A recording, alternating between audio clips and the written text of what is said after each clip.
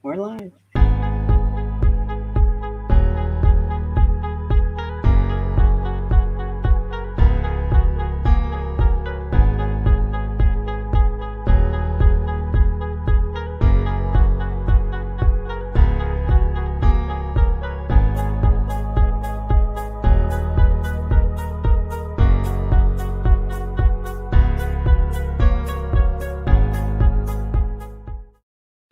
All right, welcome to Conversations with Asha and Steve. I am Steve Harper, and with me, as always, is Dr. Asha Prasad, the true star of the show here today. How you doing, Asha? No, I'm doing good, Steve. How are you? I'm doing good. I'm for not sleeping at all last night. I am doing really good. I've had copious amounts of caffeine today, so if I fall asleep, it will be purely because I'm exhausted. Well, did you pull an all-nighter? Is that what happened or what? Pretty close. I mean, I went to bed. I've been having like the insomnia thing going for a little bit, and it kind of got better, and then it got worse. And then last night, because I knew I had a tremendous amount of stuff to do today, we had a really big week for one of my companies, and so I've had a lot of activity around that. So I think the residual buzz from it was great, but also I had some things that I needed to address on a more challenging perspective, and I couldn't get it out of my mind. I had scheduled it and had it calculated for 8:00 this morning, and I was up at 2 a.m. working on it for an hour and a half. So whatever. So well, you know what? Sometimes that happens, right? I think that's one of the things that you just kind of have to go with, because the more that you fight it, the worse it gets. Yeah. Well, and it kind of ties into today's topic anyway, because it's the positive and the negative of entrepreneurship, right? Which is our topic, so that we can make a proper introduction. I am Steve Harper, and with me is Dr. Asha Prasad. If you are tuning in and you're seeing this live on Facebook and YouTube, thanks for doing that. If you're coming back to it on the replay, we appreciate you doing that. Dr. Asha has talked me into flipping on my camera when we record our podcast, which I don't know is a good thing or a bad thing. I'm pretty sure that we're going to lose viewers because I'm on here, not because of you, of course. But our listeners, they didn't know how ugly I was, and so they tuned in. So I don't know what that's going to do to us. Steve, we're going to get more viewers. Let me tell you something. Steve Harper was live yesterday. He has quite a fan base. He has quite a following. So all three people. It was awesome. Thanks for being there, by the way. No, it was good. No, I'm really happy that we're doing this way, because it's so much easier to connect and to communicate and also interact with people that join us during the live. And so I'm really happy that you said yes. And have figured out all the technical stuff too. I reluctantly said yes, but yes. But it's been better. I mean, the nice thing about Asha and I is that we could talk about anything for years and years. It's never been a problem. We have these really amazing dynamic conversations. And so we turned it into a podcast. We're in season 3 of our podcast, right? Season 3. Yeah, that's right. Gosh, amazing. You've been talking to me a long time just on, this. So we really appreciate people that tune into it, because our goal with the podcast was really to pick interesting topics that were geared around helping you wherever you might be, whether you're trying to make improvements in your personal life or your professional life. But for a lot of perspective, it is about entrepreneurship, leadership, business, running and operating a business. And so we try and provide those kinds of perspectives in a way that hopefully is beneficial. Yeah, definitely. You know what, Steve, one of the things about entrepreneurship, or whether you're a manager in a company, whatever it is, it's baby steps. I love that. Thanks, Robert. I appreciate it. Who is, by the way, just so, but not to interrupt you, but he is a brand new entrepreneur with a really amazing setup that he has got in Texas. So when you come back to Texas, we'll have to go pay him a visit, interview. Okay, Robert, put your your website or your link in the comment box so we can. He will. We'll see if he's still paying attention. Hello. Yeah, no. But anyway, you were saying. Sorry, my apologies. I totally forgot what I was saying. You Anyway, were like, hey, the thing about entrepreneurship, it sounded like it was going to be awesome, and then I stepped all over it did, right? But this is classic for an entrepreneur, going in all different directions, and you have to hone in to learn how to focus your attention, focus on whatever it is that you're doing. Oh, great. Thanks, Robert. Thanks for putting that link in there. And I think that having these conversations really helps support one another. Having someone, and Steve and I have very, very different backgrounds and very different vast amount of experience, and to be able to really share with you, not only on the business side and the professional side, but also the personal side, because at the root, the essence of your business is the entrepreneur. Yeah. Whatever's going on with the entrepreneur, whatever's going on with the essence of the biz is just really kind of, proliferates right into the entire business. So I think that's super important. Yeah. So, diving into entrepreneurship as a whole, one of the funny things, you and I were trying to coordinate a couple of things prior to today's recording. And I know you've just spent a week kind of decompressing, from a couple of things. But before we clicked record today, I was like, hey, how'd your week go? And you're like, oh, kind of like your week went last week when you were supposed to not be working and you're focused on business projects. And, you were going to just take this time to relax, strategize, recharge, and that doesn't work. So it just doesn't work. It's good in theory, and it's good to have it on the calendar, but it just doesn't work. Yeah. And I will say, normally I'm traveling a lot, and this year's like the first year. Like, I can't believe it that I have stayed put for so long. Aren't it's amazing. You traveling? I forget. I'm sorry? Why. Oh, you know what? There's this little bug thing going on that's ruining everything. Mercury in retrograde? I don't keep up with the news anymore. This entire year, Steve, it's a rare phenomena. It's this entire year of 2020. So yeah.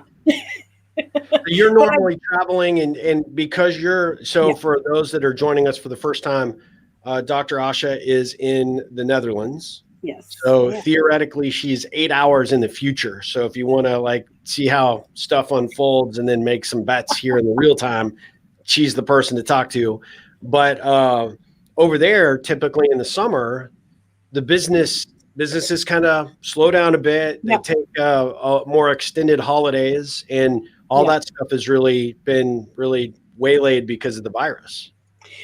It's interesting, Steve, though, because they did lift some of the travel restrictions, like within Europe. So you could go, but a lot of people chose not to, which we chose not to, because I'm just like, because for me, it's like, if I'm going to take a week or two off, I'm going to come back to the States to visit my family. That to me is much more important to use that time. But it really turns into 4 weeks, because you have to quarantine on the front end and the back end. And so it's a 6-week vacation. So pretty much, I mean, unless you just want to spend 2 weeks of your vacation in quarantine, which I might end up doing, that'll be my vacation. Woohoo, that's going to be fun.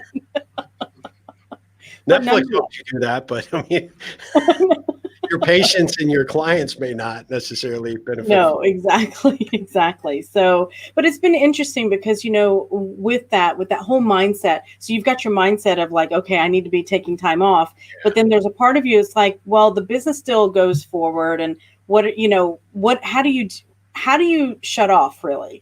And I know, Steve, like for you've got 3 companies going on. I've got 2, so it's like, it's kind of impossible in a way to 100% shut off, I find. But I think that what I've learned with this whole week is that I've been normally I don't really feel like I have to take a vacation. I'm just that kind of person because I love what I do and everything like that. But now with the whole pandemic and everything, I found myself really, really needing to take a time out. Yeah. And I feel like I just have to do it more often, I think, in order to cope with everything. I think so that way you're not spending your time off working so much. Yeah.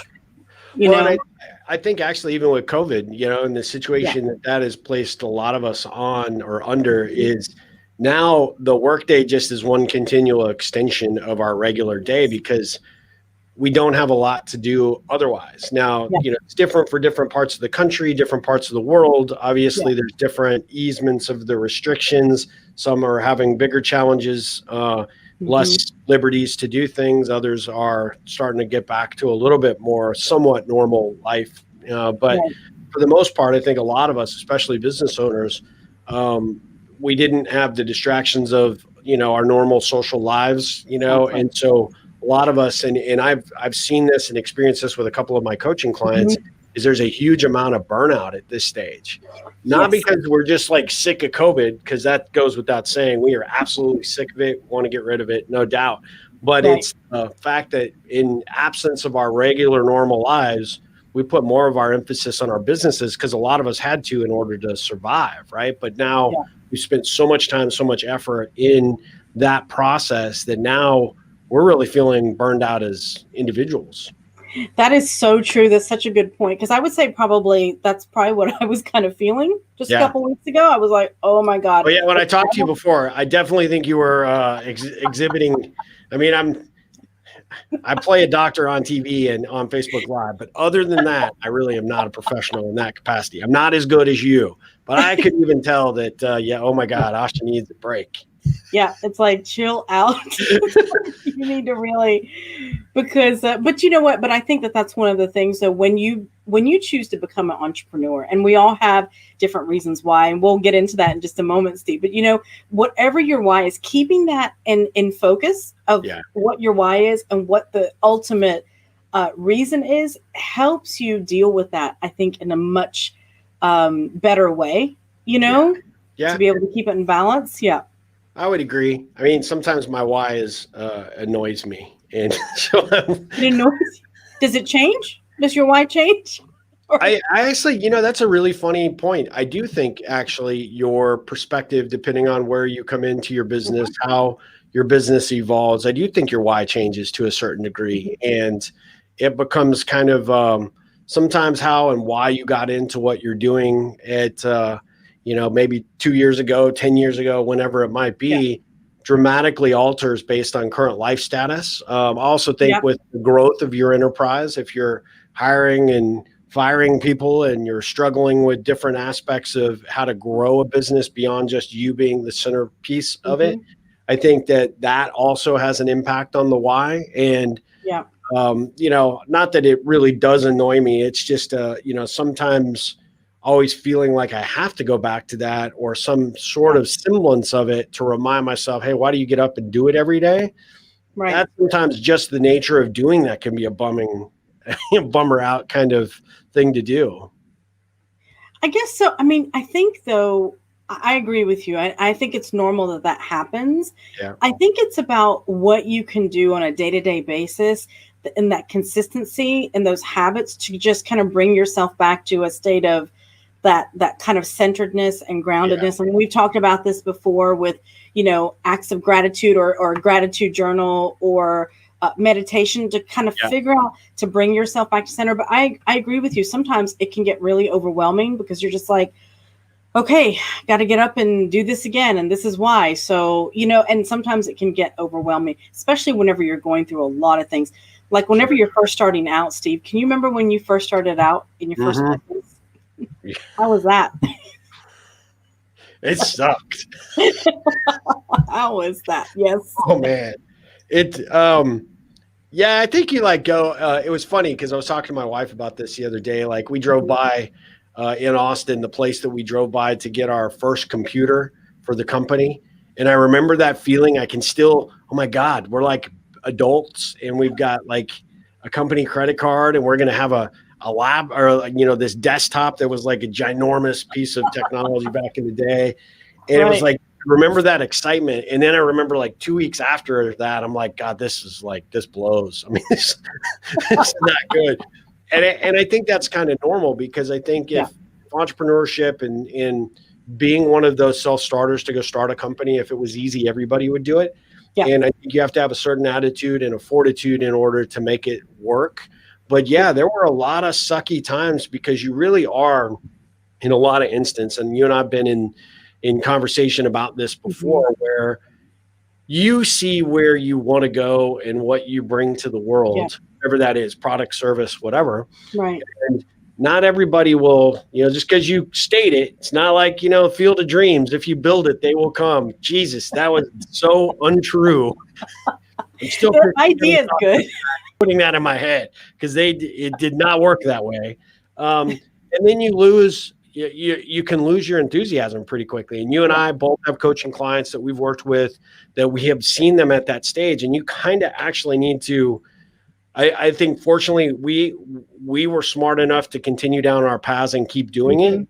A lot of people in today's, there's a lot of folks that quit well before they should, and a lot that quit right as they're at that finish line of really breaking through for that success. So that's part of the value of a coach, obviously, is having somebody that kicks you in the ass and says, stop being so negative, stop, dwelling on the little things, start focusing on the big things, start making some of those things happen. You don't see it, but I see how close you are.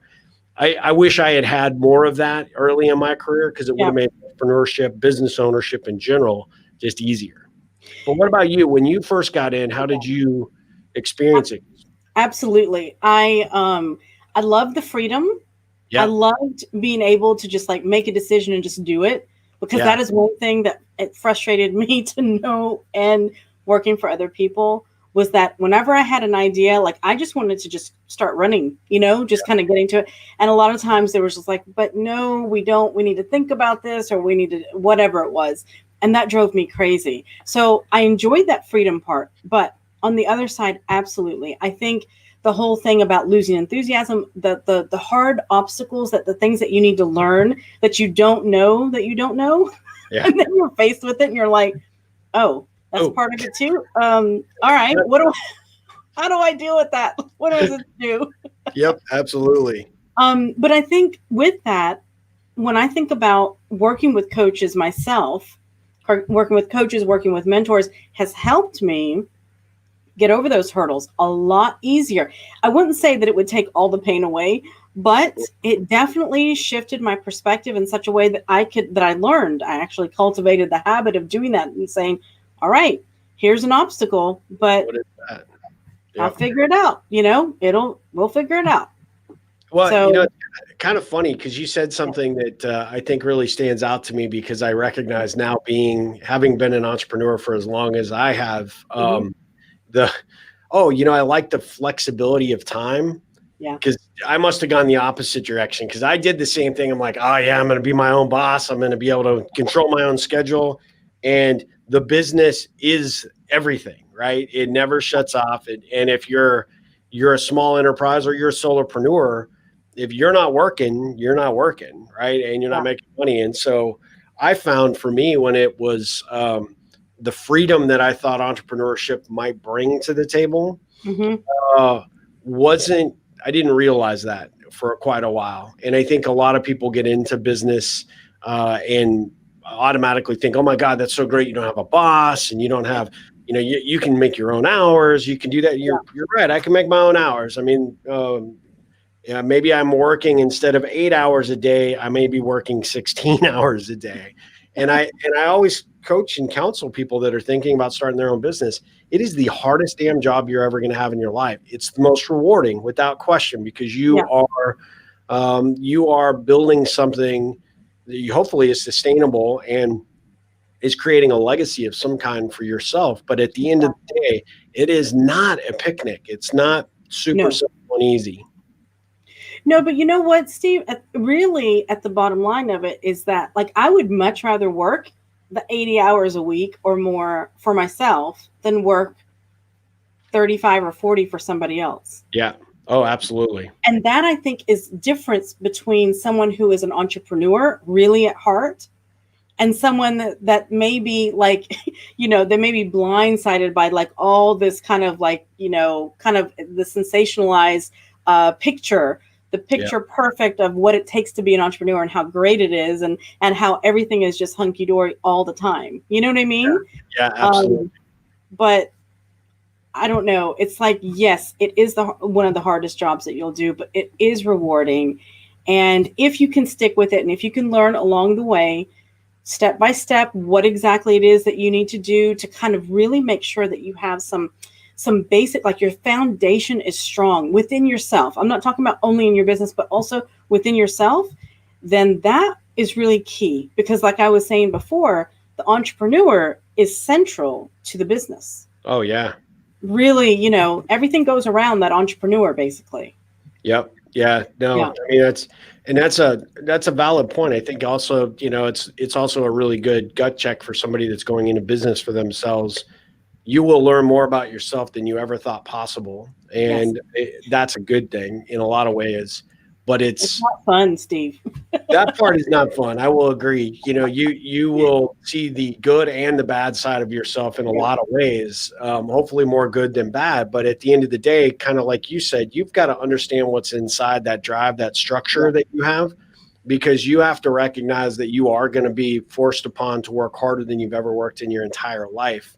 But it is the most rewarding experience you could possibly ever have. Like, I know somebody asked me recently how I ever decided to become an entrepreneur at 22, because that was so young. You don't really know where you want to go. And I tell people that 2 reasons. I was too stupid to know better, and I'm really not employable, right? At the end of the day, I like making decisions. I like being the point person for strategy and seeing things come from an ideation phase into fulfillment, right? And that piece was super, super important to me. And I recognized that, you could do it. You could go to work for a major company and you could create along this similar vein, but you never really own that. And it's not even about credit. It's really more or less about the sense of ownership and self-satisfaction that has always been a driving factor for me. Same for you?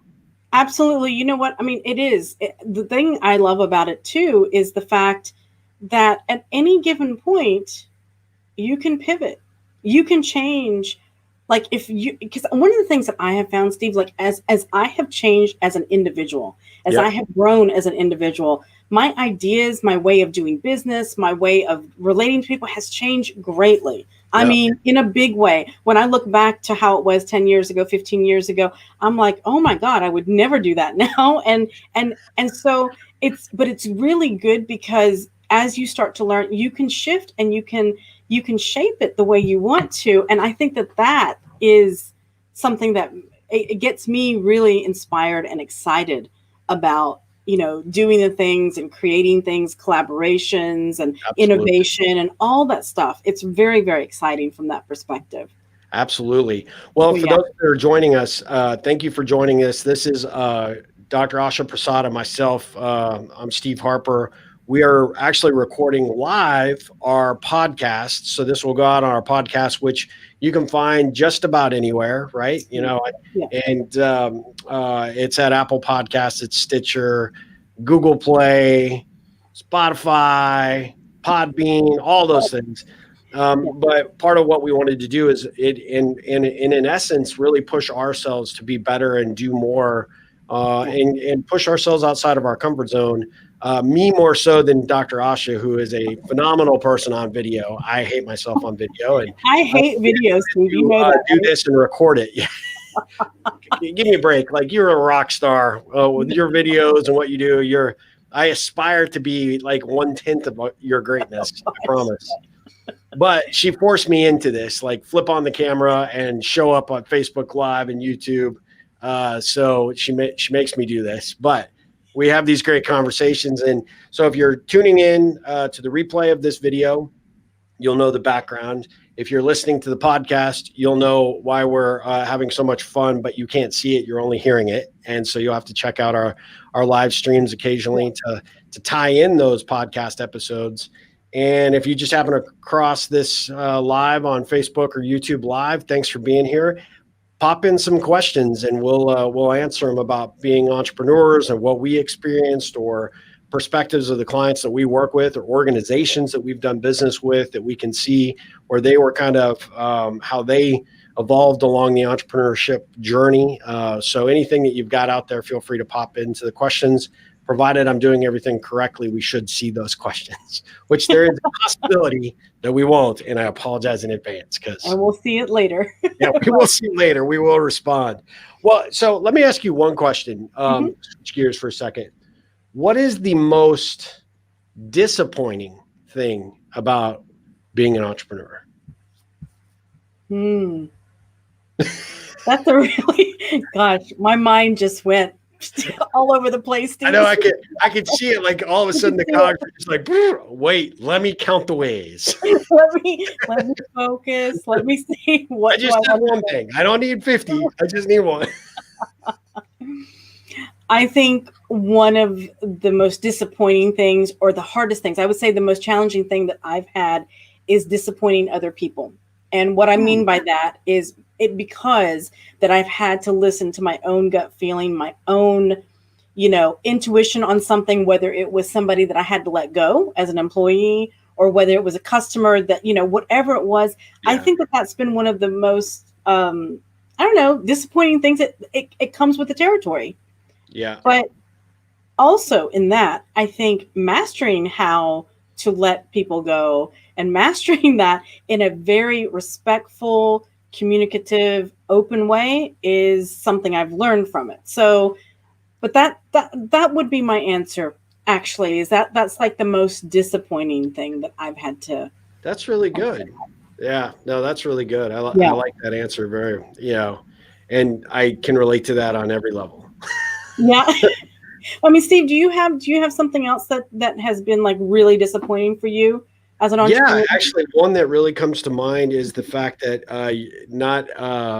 you're not born to be a leader. You are made to be a leader in a lot of ways. And I think that as an entrepreneur, especially if you're building a team, those decisions, those tough conversations like you're talking about, whether people are a fit for what you're doing or you have to help them find something else to do with their time and your money, you those things are challenging, but really how to motivate and inspire people to get behind what you're doing and to have the involvement that they're looking for, that you need them to have, I should say, to lead them to that next level. It was pretty surprising to me. I grew up and I was in business before I became an entrepreneur. So I got to see a lot of good leaders and I also got to see some bad leaders. And I recognized that even though I'd been around both, you don't necessarily pick that up by osmosis. You really do have to go through the school of hard knocks without question. So I would say that's one of them. Robert actually just asked a really good question. What was your hardest obstacle you had to climb as you started your business and being an entrepreneur? Thank you for that question, Robert. That's a great question, Robert. Steve? Which we're going to put Asha on the spot. Steve? I mean, I post these things. I don't have to answer them. I'm controlling. I get it. You're the technical guy. I see what you're doing. I'll take it. I'll take that. And then while you're thinking about yours, my hardest obstacle was recognizing I had to be patient, that everything doesn't happen immediately. And that despite my best efforts and some of those situations that didn't exactly evolve the way I expected them to, they were all lessons in helping me get better as a business owner and as an entrepreneur.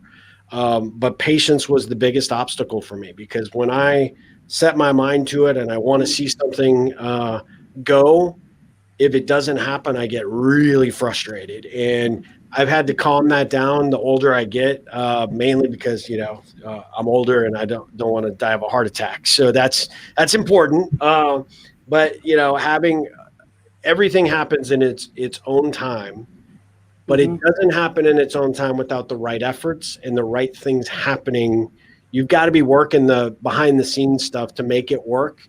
They tell people all the time, it's like, oh, you see it all the time. Like, oh my God, you were, kind of, overnight success. Well, yeah, it was 15 years overnight successing, right? It takes a long time. And so that patience piece was a big obstacle for me. What about you, Asha? That's a good one, Steve. You know what? I couldn't do everything. That was I have always been somebody that wanted to do everything and can do a lot of things. I will say, because I take the initiative to learn things. But that was a really big obstacle for me, to learn how to delegate properly and trust that it was going to get done. That was one of my hardest obstacles in the very beginning.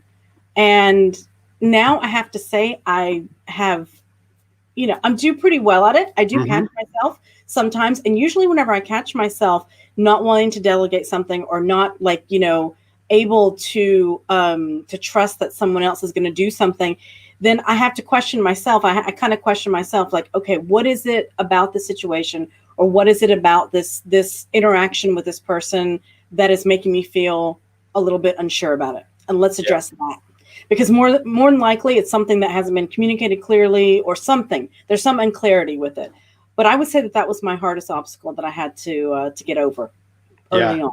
Yeah. Well, we had another question, but I can't post it because it came into our email. But Michelle asked, how did you recover from early failure? She's got a business. I'm paraphrasing it a little bit. It's a long comment, but paraphrasing it a little bit, that says basically she started a business, put all her time and energy into it. She sort of had this public perception of who she was as that business owner, and ultimately the business failed. And how did she's still struggling with how to recover? And have we ever experienced something similar to that? What's your take on that? I mean, I think, first of all, I think failure is relative to, I mean, and what I mean by this is that failure is part of the journey. Okay. Sometimes it's small failures. Sometimes it's where your business doesn't succeed. You have to close down, and I don't know exactly her specific situation, if she had to close her business or not, but Seems like so, yeah. Yeah, she did. Okay. That can take some real time, personal time, where you end up getting confronted with yourself, of course, a little bit. First of all, I would say to Michelle is that, you know what, it's okay. This is a stepping stone. If you can change your perspective and see this as a stepping stone into whatever needs to come next for you. Okay. Whether that's another business, whether it's, shifting your perspective and shifting your way of how to revive this other business, it could be a lot of those things. But I would say getting stuck in the failure part of it and looking at it from that point of view can keep us there for a lot longer than what we really need to. The people that really succeed or want to succeed and succeed are the ones that take it, embrace it as it comes, feel whatever you need to feel, and then move along. Steve, how about you? What's your take on that? Well, I think about a lot of the stories that we've all heard, right? Kentucky Fried Chicken, Colonel Sanders, and all the times he went to try and pitch his special thing. The guy that originally was trying to sell milkshakes to the McDonald's franchise, and all the failures he had along the way. Sir Richard Branson. There's a lot of stories out there about people that have gone through these situations and have learned from it. I remember, I think it's Harvey McKay, who's one of my favorite business authors, wrote a book called Fired Up, where people had met failure either as they're in their job and they were fired, or were terminated because they weren't living up to expectations, or they had a failure in business, and they used it as a springboard. And what I realized for me, all my businesses have not always been successful. It's always been, it's not always been, unicorns and rainbows for me, I can assure you. But every single opportunity, I didn't allow that to define me as in the word of a failure. So I would say the same thing that Asha said. You can't allow that to be your narrative, Michelle. You have to look beyond it. There are things to learn. There are things to take away from that experience. Maybe different approaches that you'd go if you had it to do over again.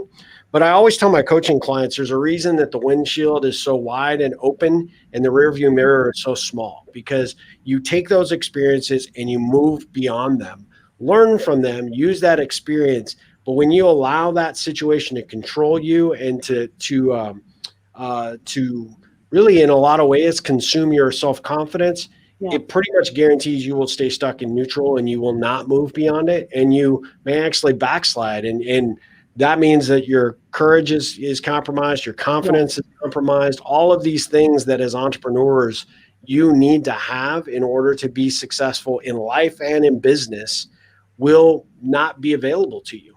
So I tell people all the time, hey, suck it up. Failure is part of life. Learn from it, move on from it. Don't let it define you, and figure out what you're going to do differently to do things differently, right? And that means you have to have some very heavy, hard conversations with yourself. And if you still keep arriving at those same answers, then by God, find a coach, find someone that can guide and direct you, that will be there in your corner, that will kick you in the ass when you get low, and will pick you back up, dust you off, and put you back in the game every time that you feel like you're making those failures. But it's all the more reason why you've got to have somebody in your corner. And I think that that is pretty key. And so don't let it define you, because you will come back from it. I guarantee you. I don't know the particulars. Mm-hmm. Asha and I would love to learn more about you, because, I mean, maybe there's some way that we can help benefit you in some capacity. So please let us know.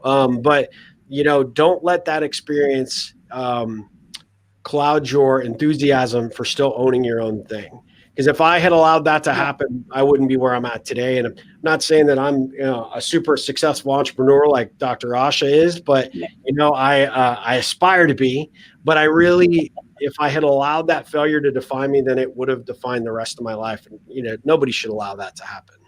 No. And you know what? One thing, Michelle, is that definitely you're not a failure. It's not a failure because you tried and you started a business that you wanted to, and you gave it a shot. There's nothing that's a failure about that whatsoever. Most people don't even try. They never get on the field to play. They sit in the benches, and that's it. And they stay there for their entire life. So just keep that in mind, and definitely reach out to us see if we can help you in any way. Absolutely, for sure. So Stephanie, thank you for this question. What motivated each of you to finally take the risk to become an entrepreneur as a single mom? I feel like the risk is so much higher. How did you stay motivated to keep going and making your vision come into play? Thank you both for what you do. Appreciate that. Asha, do you want to tackle this one? Well, definitely. One of the things, taking the risk of being an entrepreneur, it's definitely something that you have to weigh. For me, it was kind of like weighing the pros and cons of like, okay, how bad do I want to do this? And then I realized in that evaluation and that kind of self-reflection and discovery, and also talking with Steve and talking to some other mentors and coaches of mine, I was like, okay, this is in me. I really, really want to do it. Maybe I can't make the jump. Like for example, with you, Stephanie, maybe you can't make the 100% jump and leap because you have certain responsibilities as a single mom, of course. However, what you can do is kind of come up with a strategy, come up with a plan of, okay, why do I want to be an entrepreneur? What do I want to do? And what are the steps that I can take right now that can start leading me that way? As I'm doing that, still having a job, still having whatever it is that you need to fulfill your obligations and priorities, and then take baby steps, as Robert mentioned earlier, taking baby steps, really taking step by step in that strategy, and then being able to finally take that leap. It'll build your confidence. There'll come a point, there's a threshold that you kind of, a tipping point that you reach at some point where you're just like, all right, now I'm jumping. Yeah. And until you get there, you just have to kind of build up to it. And there's nothing wrong with that, with taking those steps. So Steve, how about you? Yeah. Well, so I happen to know Stephanie. I happen to know her as a unbelievably brilliant young woman that the world is just waiting for her to find that niche and bring it to fruition. And she will definitely do that. I understand and appreciate the risk. I know how challenging that is. I early on in my business, actually, believe it or not, when you knew me, Stephanie, when I was coaching your soccer team when you were a little bitty, my businesses were struggling. My company was close to bankruptcy. I was worried about losing a house, being able to pay for my car, putting my family on the street.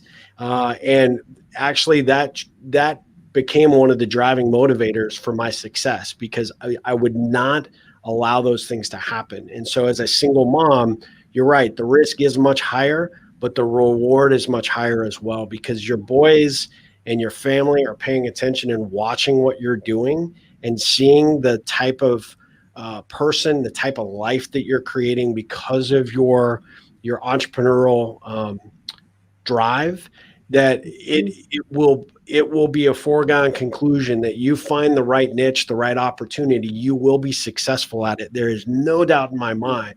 And the risk, knowing and recognizing that you see the risk early on, means that you'll work all that much harder.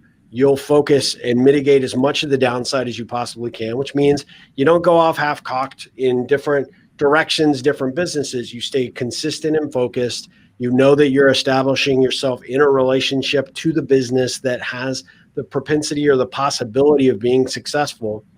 That's all that any entrepreneur can ever do. But your drive and motivation is, and I always tell people, bootstrap entrepreneurs especially, they have a very unique DNA makeup because they are not necessarily risk averse, but they're very smart about the risks that they're willing to take, because they recognize that they don't have a whole backfill of chips that they can just, come back to and refill the coffers or put more chips on the table. You have to make each play, be intelligent, be smart, and no doubt in my mind that you, as the driver, having that as your driver, you will find success because of it. There's a lot of stories about single moms that have gone out and created amazing businesses or brands. I mean, J.K. Rowling is an example of a divorced mom that was spending all the time while her kids were at school writing the Harry Potter books, and she's a bajillionaire now, right? You've got a number of very positive female entrepreneurs that we could always give you a list offline that have gone out and taken that because they had to, right? There's no other choice. There is the possibility of working at a company for a steady paycheck for as long as they'll have you, or as long as you can stay there, or you can create and make your own destiny, and you can create your own path and journey. And I think there's no doubt in my mind you can do it. And for me, it was very much like I could not ever fail my family, which became my driver for getting up, working the hours I worked, and putting the effort that I did into it. So I hope that's helpful. Let us know with the comment if you find that beneficial. Robert comes back to us with another question, another point. Actually, he's trying to start in this line of business during these times has become the challenge of my life. Much different from my last business, absolutely. But you had a vision about what you wanted to create, and he's Asha, so he's created a really unique business operation. You have to check it out on the website for his Outdoors. Let's just show that website really quick. But this thing, he started with the vision. He understood what he wanted. And when you see it come to fruition online, it's pretty freaking amazing. He knew what he wanted to do, he knew where he wanted to go, and he made it happen. And that's part of that thing along the lines of, Stephanie's driver and motivation, having that vision, recognizing you've got something significant to bring to the market. My God, that's one of the best things you could possibly do. And even though it's tough and it's hard, especially in these times, it'll make when things return to somewhat normal all that much more rewarding, because all that hard work and effort you're putting in and the groundwork you're laying now is going to pay off tenfold. Yeah.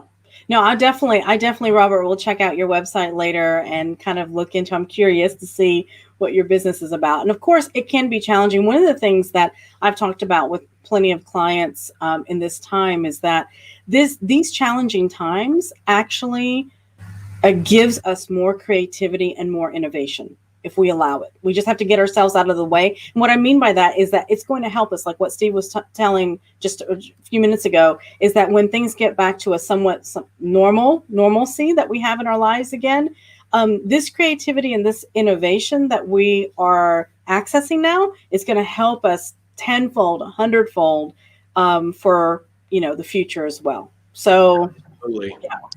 Yeah. One thing I would say to anybody that's watching or may see this on replay or listening to it as the podcast, what has this situation with the COVID and the virus, the whole situation, having to physically distance, having to quarantine, what opportunities do you see by way of service or product that you could come up with that will be a benefit no matter what happens relative to the future, that this potentially has and has the potential to change an industry, an approach to, how food is delivered, how your groceries are picked up, how you are interacting with your commerce?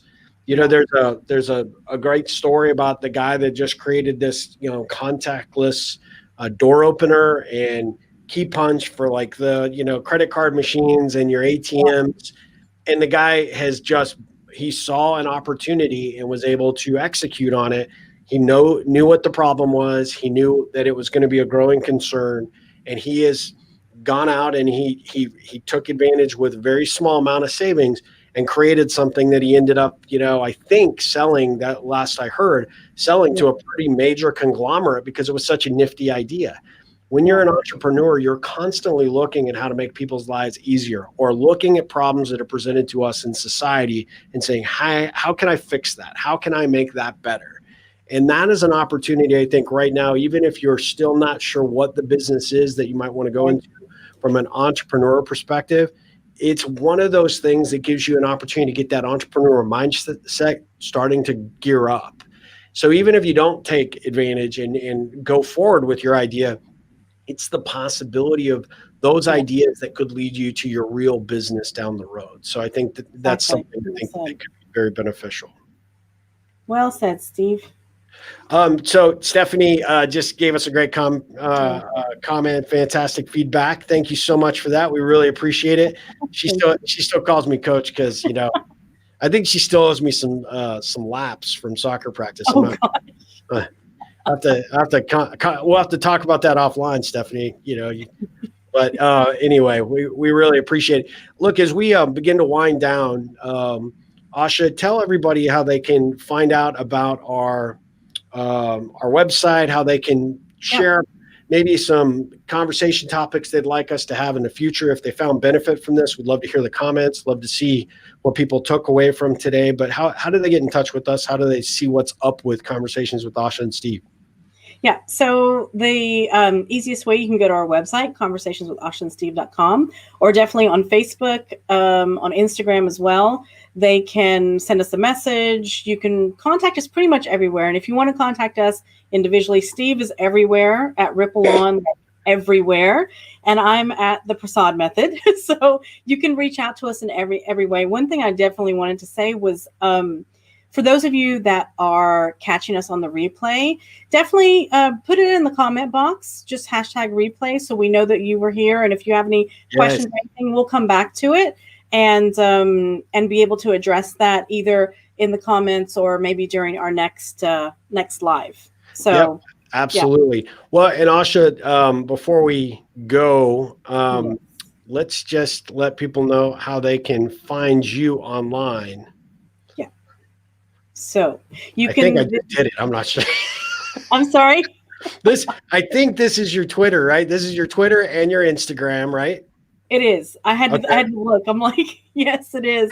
So definitely you can reach out, Facebook, Instagram, Twitter, theprasadmethod.com, any of those ways. And Steve, where's yours?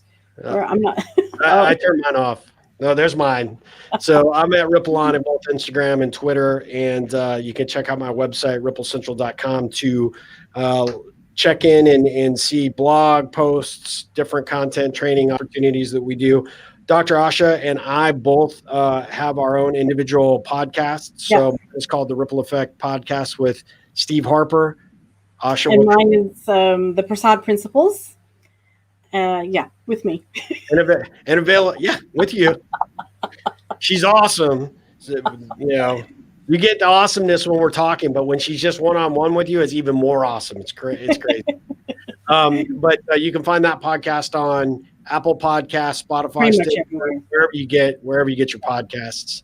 And provided I haven't done any user violations, my podcast should still be up pretty much everywhere. And definitely, you know what, if you guys haven't checked out Steve's YouTube channel, you should check it out. He does some really great videos on there. So definitely check it out. Where's your YouTube channel? Promote your YouTube channel. I've got a YouTube channel too, but yours are just much more fun. Yeah. So now I know who the one person is that watches my videos. Thank you for that, Asha. That's awesome. Well, hey, listen, we really appreciate everybody joining us today. And like Asha said, thank you so much for tuning in. If you're catching this on the replay, definitely check back. We will be in our Facebook page. We'll announce our next Conversations with Asha and Steve live. And this will be up on the podcast by this weekend for sure. But we really do appreciate it. The reason we show up every time to do these is because of you, and we appreciate the amazing, overwhelming support that we've had from our listeners and now our viewers. And so we greatly appreciate it. So if you do think of any comments, or any questions or conversation topics you'd like us to address in the future, we'd love to hear from you, because if you don't tell us, we'll just keep talking about stuff we want to talk about, which we'll probably do that anyway, but that's fine. Thank everybody for joining us today. Thank you for the great questions. Look forward to hearing from you and seeing you next time. Absolutely. Asha, take care. I know it's, let's see, what time is it? It's got to be beer 30 over there, right? Almost. Lucky person. As entrepreneurs, I could drink at noon, but I'm not going to. But here's the thing, Steve, just say, you know what? I'm having drinks with my friend Asha. That's a good idea. Yeah. Okay, I like that, but I have a meeting. So. Oh yeah, no, don't. Hey, until next time, have a fantastic weekend, everyone, and or Asha and everyone. Everyone can have a fantastic weekend too. But it was great as always talking to you, Asha, for sure. All right, thanks a lot, Steve. Take care. You too.